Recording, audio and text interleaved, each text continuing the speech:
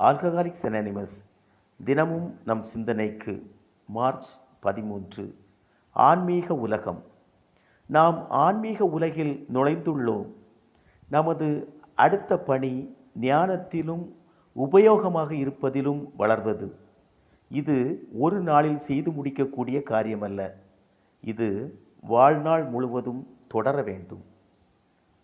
நுழைந்துள்ளோம் என்ற வார்த்தையையும் ஆன்மீக உலகில் நுழைந்துள்ளோம் என்ற வாக்கியமும் மிக முக்கியமானவை.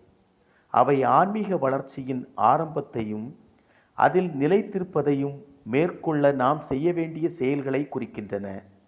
ஆன்மா என்பது என்னுள் எந்த ஒரு பொருளாலும் ஆகாத உறுப்பு. ஆன்மீகம் என்பது உலக சம்பந்தமான ஆசைகளை விட்டு கடவுளின் சித்தத்திற்கு கீழ்ப்படிந்து பக்தியில் நிலைத்திருப்பது.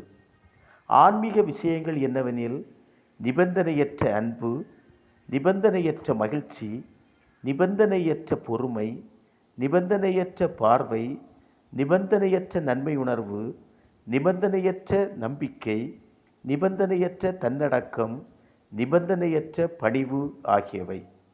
எந்த நேரமும் நான் சுயநலத்தையும் உண்மையின்மையையும் வெறுப்பையும் பயத்தையும் அப்பொழுது ஆன்மீக விஷயங்களை தடை செய்கின்றேன். நான் எனது தெளிவுத்தன்மையை போற்றி பாதுகாக்கும் போது ஆன்மீகம் என்பது என் வாழ்நாள் முழுவதும் செய்யக்கூடிய பணி என்பதை உணர்கின்றேன். ஆன்மீக வளர்ச்சி ஒன்றே என்னுடைய நோக்கம். ஆன்மீகத்தில் நான் எந்நேரமும் முழுமையடைந்து விட முடியாது என மனப்பூர்வமாக ஒப்புக்கொள்கின்றேன். நன்றி.